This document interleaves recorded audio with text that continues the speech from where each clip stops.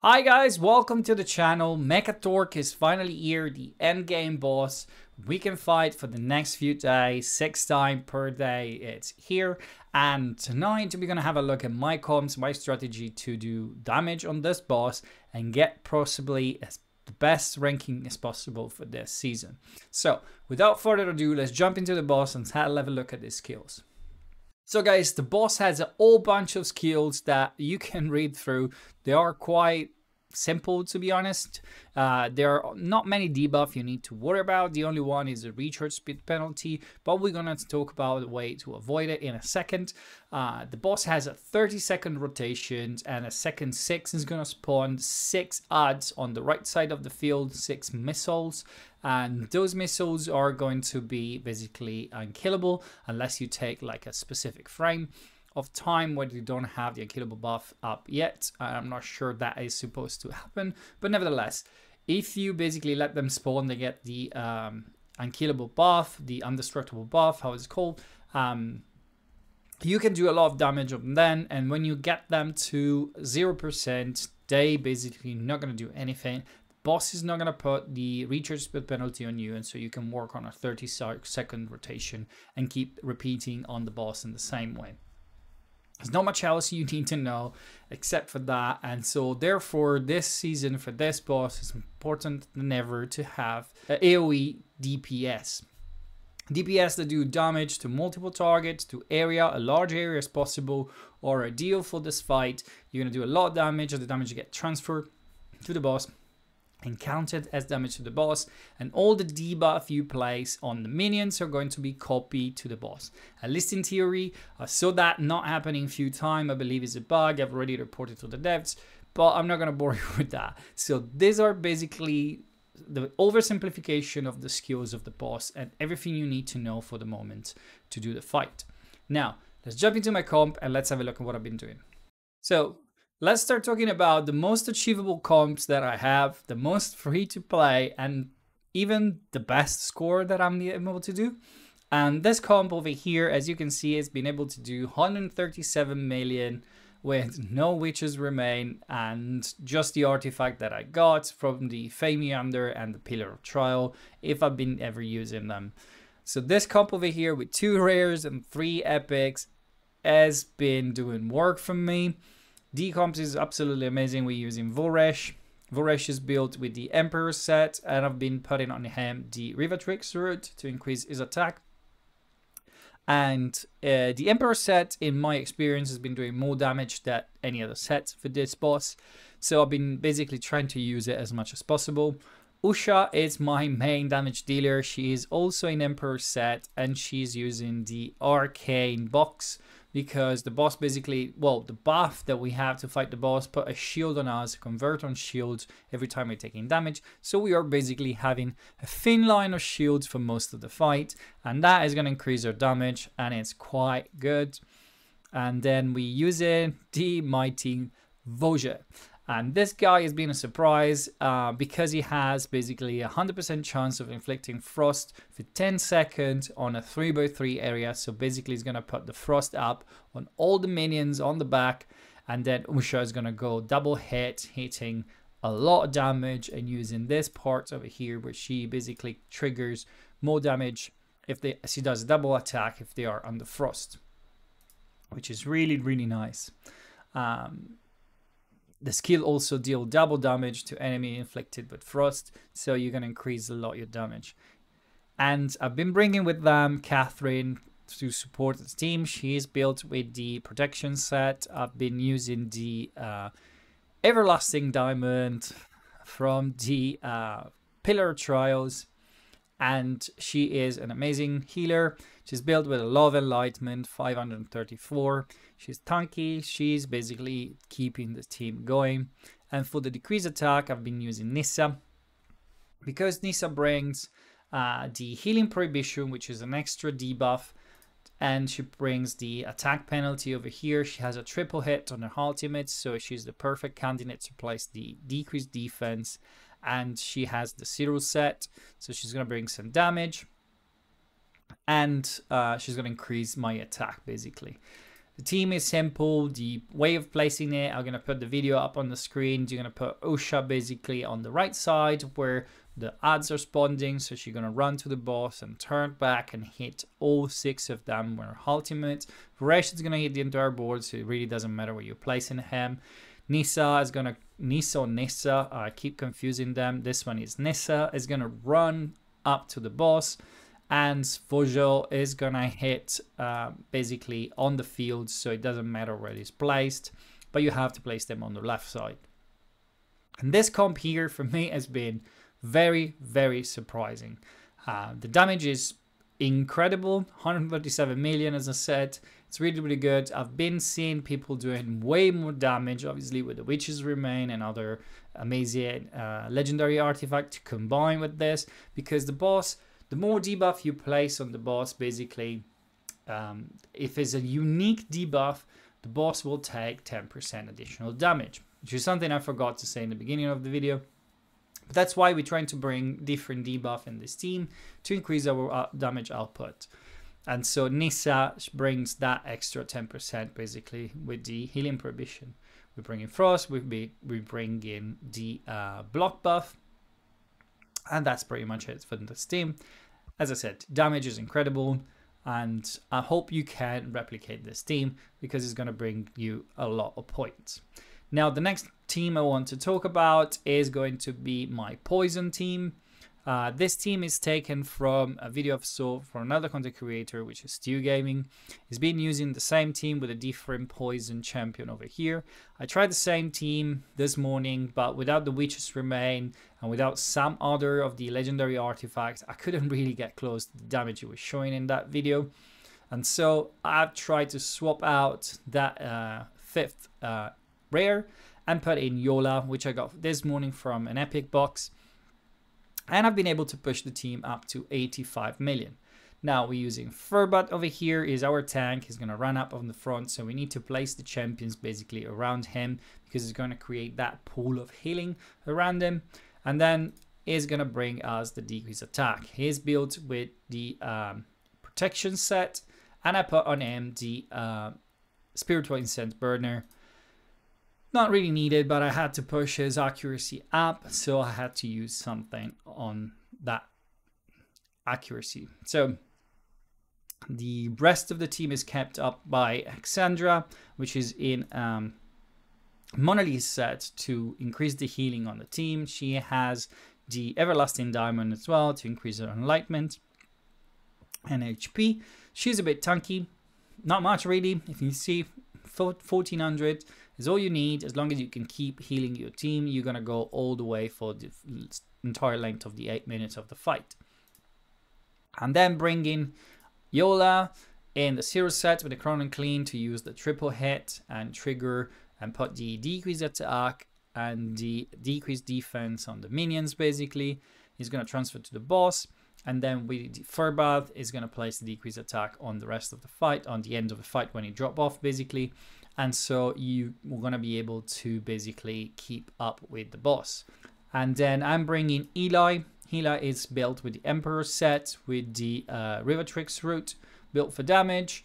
That's it pretty much. It's going to be placed to be able to hit all 3 rows of the minions. And then we bring in Sigrid. Sigrid has the Arcane Music Box and the Emperor set. She's been high crit rate, decent crit damage. I need actually to improve this build because it's not that crazy good. And I need to work on it, to be honest. But I don't have amazing burns for this faction, for this affinity. So my damage is not that crazy for that reason. Now, this comp can probably push under million with a bit better gear and some luck probably when triggering the hits for Sigrid a few times, because when obviously the minions are dying, she recharges her ultimate skills, so you can hit multiple times, which make it quite nice to be honest. And you can do a lot of damage with this comp. It's all epic and rare, so it's quite interesting to be able to do this damage with this comp, to be honest. The third team that I want to show you, it's also somewhat of accessible. It's this team over here with Fire and Necrosis. I've been using Elminster, Almar, Adolphus, Zarlot, Dane, and the Traveler. Now the Traveler can also be swapped out. I'm thinking tomorrow maybe to swap things around a bit and try different things. But basically the core business of this team is that Helminster and Adolphus are going to keep up the shields and protect your team most of the time. Zarlot is going to do crazy amount of damage. And Dane also with his 2 AoE on the battle skills and the ultimate is able to dish out a lot of damage. I'm using the Traveler because it has a very short recharge time for the ultimate. And so basically he's hitting twice on the rotation. So I have basically a 15-second rotation time. Over here you see 15 seconds, so I can keep up on 30 seconds twice and basically hit the decreased defense and have the increased attack for most of the fight. Same goes with Helminster Almor, which I've basically put his ultimate down to 17 second 0.4, and I'm using the Incense Burning to reduce that even more. So it's going to be close to 15 seconds and it's gonna basically keep up with the boss for the entirety of the fight. I've given him a lot of skill haste. I've given him as much as I could. So he's basically going to rotate and put up the shield as often as possible. And then do the ultimate, placing the decreased attack and decreased accuracy.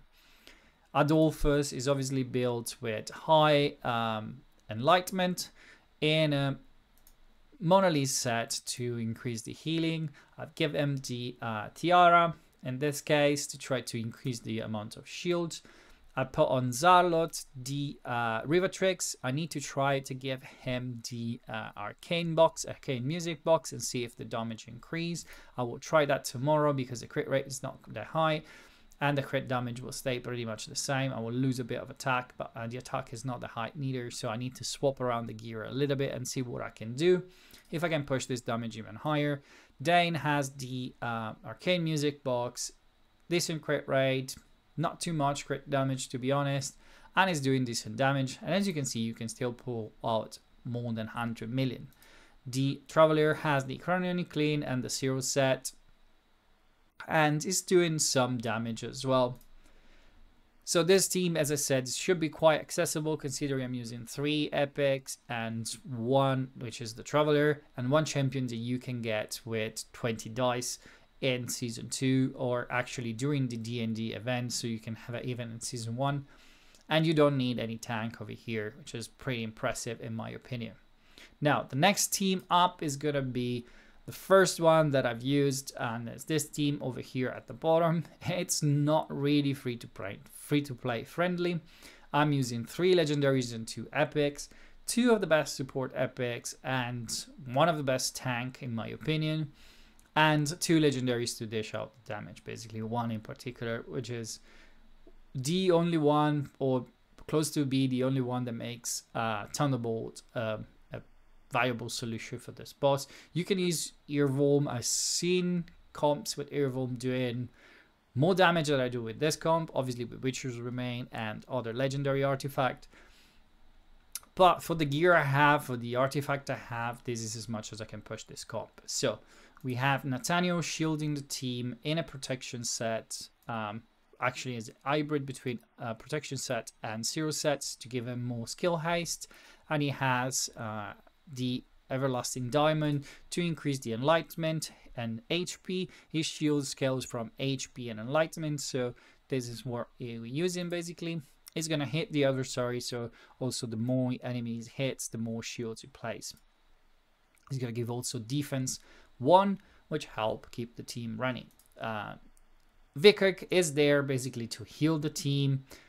I was really in need of the healer to keep the team running all the length of the fight, and so I thought about him because he heals the team just enough to keep them alive, and it also brings an attack penalty which helps on the late stage of the fight. He brings an accuracy penalty in the beginning of the fight when we take in the first debuff, which is the recharge speed penalty on the first rotation. And so he placed the accuracy penalty on the boss, which gives us another 10% damage. We bring in also Ergander basically to place the attack penalty through the passive. He is built to tank and protect the team, protection and crowning clean, enough accuracy to do the job. So it's going to place a decreased defense on the ads because you're basically going to turn around and use this large area to place the decreased defense on the ads. So I don't need to worry about the decreased attack. We're getting the decreased attack up passively when the boss hit us. Shinecton is built with the River Tricks, and it has the 0 set with enough accuracy to place the electrocution on the ultimate. It's going to turn around and hit all the odds and place a lot of electrocutions of all of them. And then the last one is going to be Perkunte, which is the main damage dealer, is with the arcane box, is 100%, good crit damage and decent attack. This is probably my best build. It's possible because I need only to build him for damage in this comp, and so it makes it massively easier, to be honest. Now, this comp has been doing 129 or plus 130 million yesterday, today only 126. Still a decent result for my gear, considering again that I don't have legendary artifact like Witcher's Remain or other that increase the damage quite substantially. And while the light has decided to give up, we're gonna talk about the last two teams. The second to last is another not so free-to-friendly team. You can basically run this team with other champions, but the damage is not gonna be as high. Huber is an absolute cannon machine on this team. He's gonna hit so much and do so much damage over the entirety of the fight. If you have better artifact, if you have Witches Remain, you're gonna do a lot of damage. You can for sure get to 200 million. So let's have a look at the champions. I'm bringing in Ardred with a Spindle to basically double stack the heals on our battle skills. And she's built with some skill haste to cycle through her ability as fast as possible, get that 10 stacks up, increase our defense, increase the healing on the team, and keep the team going basically. Second champion is going to be Garius. I'm going to try to swap him out tomorrow and see if I can use it in another comp to try to push more damage. But Garius is built with the protection set. He has the Scarab Amulet and going to increase his defense. You know, usual high defense is going to heal a lot. I don't have the gatekeeper stuff. That helps the team keep it alive, and so you can build a team around just him basically. I'm going to bring Gargius. Gargius basically placed the decreased attack on his battle skill is going to be up enough to keep the team going, even if it's not scroll. On his ultimate, he heals 3 roads, but if you place him correctly, it's going to turn around and hit the entirety of the minions with his ultimate, placing recharge speed penalty, which is also going to basically increase our damage by another 10%. Then we bring in Wolby. Wolby has the River Tricks artifact, the Emperor set, as we said before. Damage, crit rate, crit damage, the usual big hits. He has a big shape, diamond shape hits on the ultimate. He's going to do quite a lot of damage. And then Huber is going to basically destroy the minions. If you have another rally that does more damage, just bring him because basically Huber is going to take care of the minions nevertheless. Whatever you do is basically destroying them by himself. He doesn't even need increased attack. He is an absolute cannon. Crit rate, crit damage, high attack. The arcane music box, he's going to do a lot of damage. As you can see, 131 million. I can probably push even more if by switching a little bit of other things around in this team. I want to see how much I can push it tomorrow and see if I can increase my damage even more.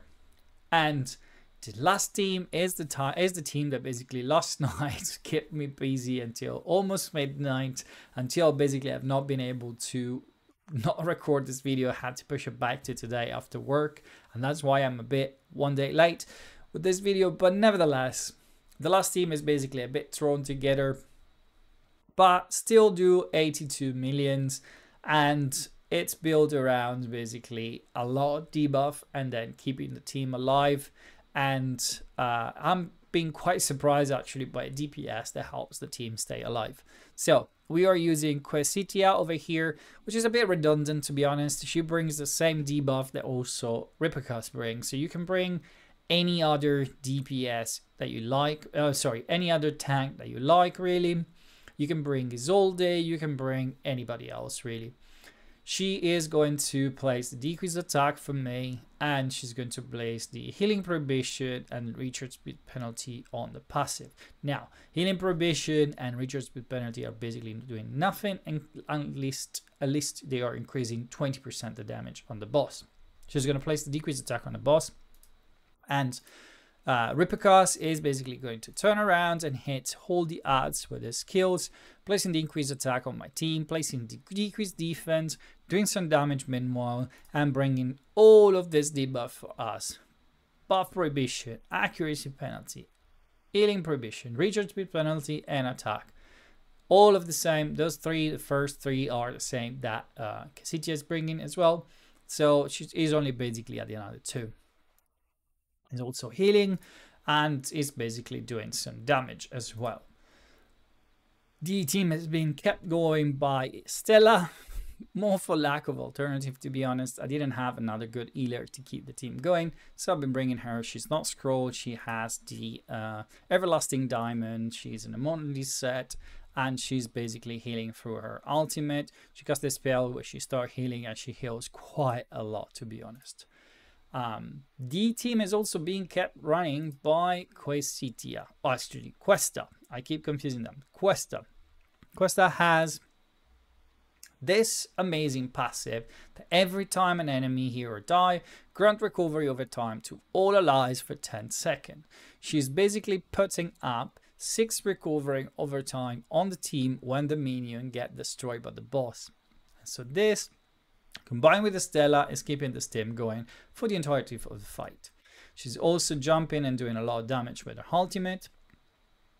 She doesn't really steal the ultimate energy, but I basically let her free to go as she wants. And she helps placing this attack penalty time to time on the boss, which is also quite useful. The main bulk of the damage instead, it's coming from Zadok. Zadok has been another big surprise. I don't have it even scroll him. Is with the Arcane music box and the Emperor set, and he's doing a lot of damage. He has his ultimate that hits those 3 central lines. Basically going to be placed again. Position is important, but him is going to turn around and hit those 3 odds on the side 3 times, and he's going to stack his attack up every time he's summoning someone, basically increasing his attack by quite a lot and doing a lot of damage. Now, if you scroll him as well, you get an additional 15%. So this team can do way more damage. I haven't even tried. I've tried basically to bring someone else. I might try tomorrow to swap things around and see if I can take out Kshatriya and bring someone else to bring more damage and see if we can get the team running that way and increase the damage, because I'm trying to push for the ranking. At the moment, my damage is ranked as number 92. As long as I stay in the top 100, I'm quite happy about it, because I'm trying to push for the Clipside Trails ranking. I'm ranking 75, so I need those points to try to jump some people ahead. The fight is going to go for a few more days. We are hitting now 26%, so this is day 2. Hopefully we're going to have another week roughly of fighting for this boss, so we have time to optimize the team. And if I have any other news and any other comps that is going to do better than what I've been showing you tonight, be sure I'm going to make a video about it. So I hope you guys enjoyed this video. Hope you find it useful. Hope you find some of my comps and some of the champions that I use. Maybe you have them and you never thought about using them, and now you can try to build the comps based on the frame that I show you and do more damage. So this is everything for tonight. Please like and subscribe if you haven't done it yet. I'm trying to get those 1,000 subscribers. We are getting very close, so any help will be more than grateful for any help. Take the phone of your girlfriend or your mom and just subscribe and turn off the notification if you want. But help me get to those 1,000 subscribers so we can make the channel grow and bring more and more useful content for you guys. See you soon with another video about Dragonheir Silence God.